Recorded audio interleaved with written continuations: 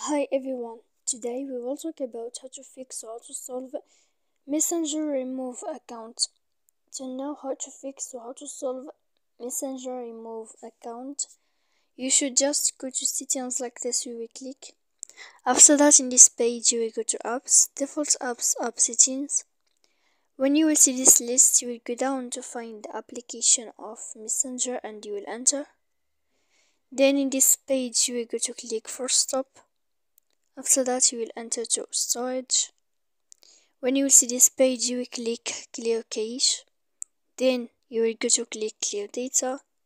And after all that, when you will end this, you can update your application. So please don't forget to support us by like and subscribe. See you next time in another video. And thank you for watching.